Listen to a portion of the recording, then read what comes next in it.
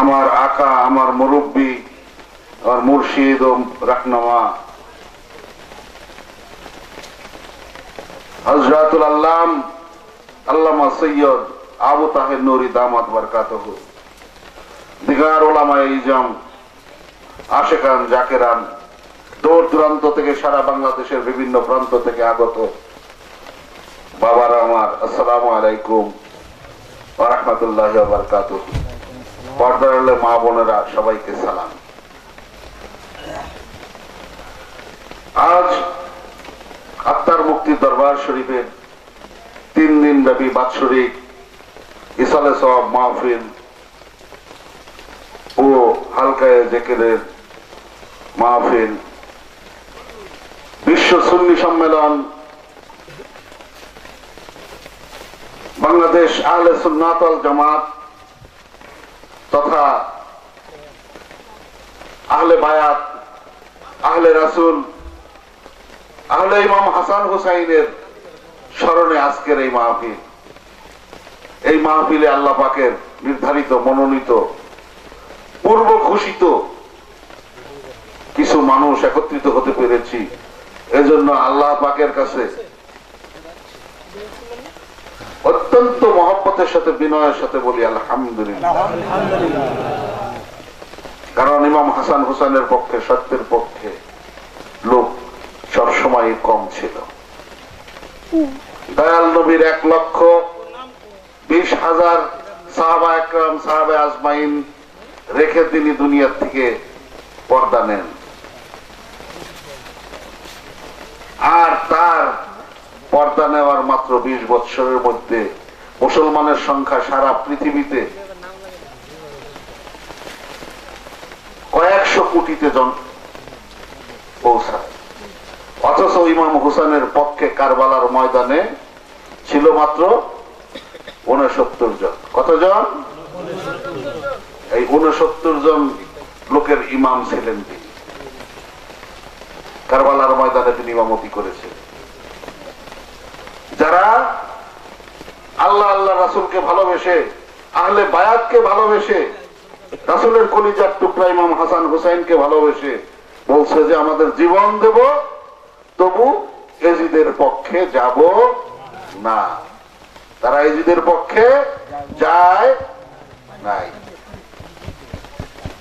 তাদেরকে সম্মানের লোভ দেখানো হয়েছে, টাকা পয়সার লোভ দেখানো হয়েছে, তাদেরকে গদির লোভ দেখানো হয়েছে, অর্থের লোভ দেখানো হয়েছে, স্বার্থের লোভ দেখানো হয়েছে, উচ্চ পদবীর লোভ দেখানো হয়েছে, পদমর্যাদা, বংশগৌরব দেওয়ার লোভ দেখানো হয়েছে। এত কিছুর পরেও যারা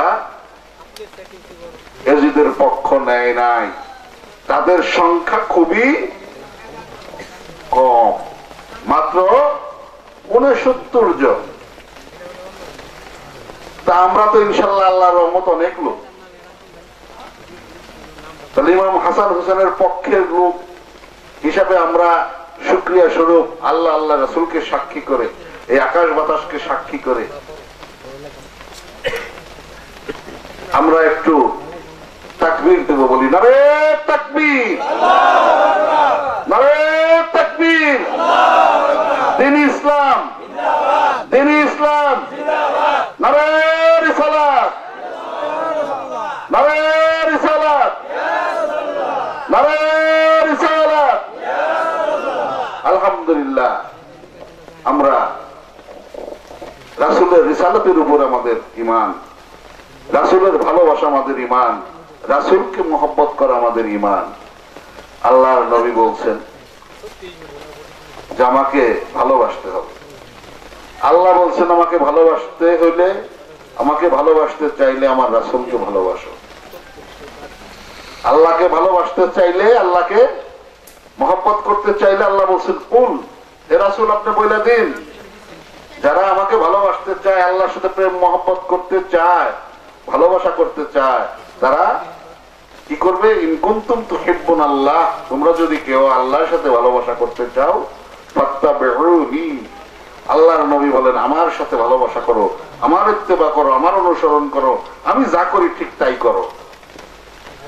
ওইটাই সওয়াব, ওইটাই ইবাদত, ওইটাই তোমার পুণ্য, ওইটাই তোমার নাজাতের উসিলা, ওইটাই তোমার মাপ পাওয়ার একমাত্র পথ। রাসূল যা করে তাই করা, এর মধ্যে কোনো যুক্তি বুদ্ধি না খাটানো। বলে আলহামদুলিল্লাহ।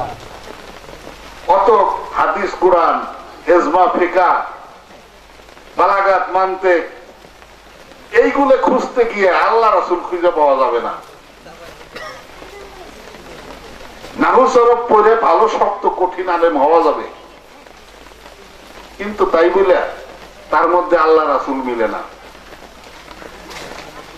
ওই ছোটবেলায় পড়ছি বাও তাও কাফলামো ওয়াও মঞ্জু মুলখালা রব্বা হাসা আনামা আলাইনা ওয়া ফুজলা, এলো মুখস্থ করছি ফালা ফালা পড়তে পড়তে, হ্যাঁ গর্দান দিতে দিতে সিগাই করতে করতে গার কায় হয়ে গেছে, গর্দান ডাকা হয়ে গেছে গা। কিন্তু আল্লাহ রাসূল মিলে নাই। 18 বছর লেখাপড়া করে আল্লাহ রাসূল সম্পর্কে কিছুই বুঝি নেই। 18 বছর আরবি পড়ছি, ক্লাস 1 থেকে মাস্টার ডিগ্রি পর্যন্ত পড়ছি। পড়াশোনার পর বুঝতে পারছি যে একটা মানুষ হইতে হইলে আরেকটা মানুষের কাছে যাইতে হবে। আল্লাহ রাসূলকে চিনতে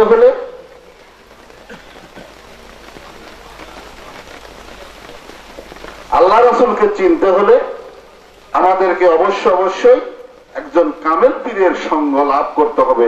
আল্লাহ বলেন কুনু মা'আস সাদিকিন, তোমরা সাদিকিনদের সঙ্গে হয়ে যাও, তোমরা নেককার পরহেজগার ভালো লোকদের সঙ্গে হয়ে যাও। ফাসিক লোকের, দুজ্জাল লোকের, বখাটে লোকের তাদের সংস্রবে থাকো না।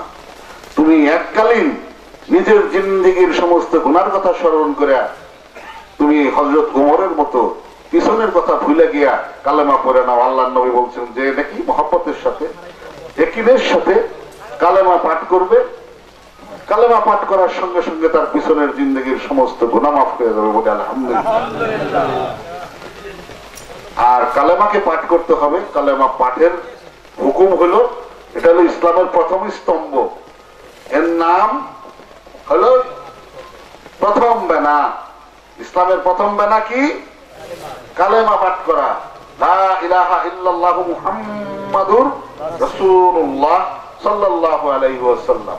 এই কালেমাকে তাহকিকের সাথে, অর্থাৎ নিরীক্ষণ করে, নিরূপণ করে, পর্যালোচনা করে, আলোচনা সমালোচনা করে, এর লক্ষ্য, উদ্দেশ্য, কর্মসূচি, বিধেয় সমস্ত কিছু যাই না বুঝা পড়ার নাম তাহকিক করা।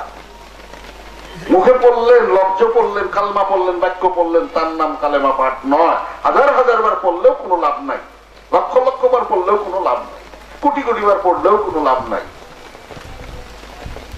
আপনার উপরে ফরজ ছিল জিন্দেগিতে একবার মাত্র এই কালেমাকে পাঠ করা, আর সেই কালেমাটা হইতে হবে তাহকিকের সাথে। বলি আলহামদুলিল্লাহ। যারা বায়াত মুরিদ হয়েছেন তাদেরকে সেই কালেমার তাহকিকটা শিক্ষা দেওয়া হয়।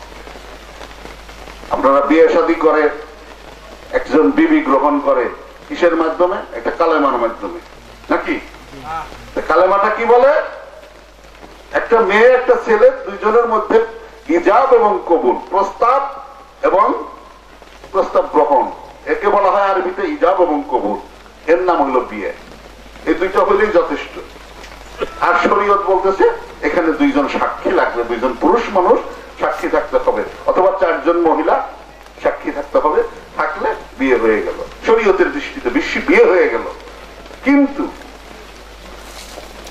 এই যে ইজাব আর কবুল, এই কবুল আপনি যখন করলেন তখন তার মধ্যে এই বিবিকে ভাত দিতে হবে, কাপড় দিতে হবে, শরীয়ত অনুযায়ী চালাইতে হবে, তার খুরপুশ করতে হবে, তার মান ইজ্জত রক্ষা করতে হবে, তার নিরাপত্তা দিতে হবে, তার বাসস্থান দিতে হবে, তার কাপড় চোপড় দিতে হবে, চুরি গয়না দিতে হবে, সাবান সুনো পাউডার আলতা দিতে হবে, তার বিলাসিতা দিতে হবে, তার যা দরকার তা সব দেওয়ার লাগবে।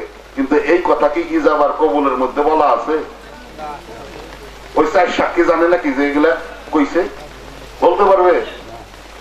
কিন্তু কয়েকদিন পর যদি যায় সেটা কয় যে না, আমি তো তোমার এইগুলা দিব না, এগুলা তো বিয়ের সময় কথা ছিল না, তাইলে কেউ স্ত্রী ছাড়বো নাকি? স্ত্রী স্বামীরে ছাড়বো নাকি? তাহলে আপনার এই কালেমার মধ্যে, এই কালেমার ভিতরে অনেক নিগুড় কথা রহিত রয়ে গেছে। সেই কথাগুলো আপনাকে বুঝতে হবে যে আল্লাহ কি বলছেন। সেই কথা জানার জন্য, সেই কথা বুঝার জন্য একজন হাক্কানি পীরের কাছে গিয়ে কালেমা আপনাকে পাঠ করতে হবে। আর রাসূলের ইত্তেবা তখনই হবে।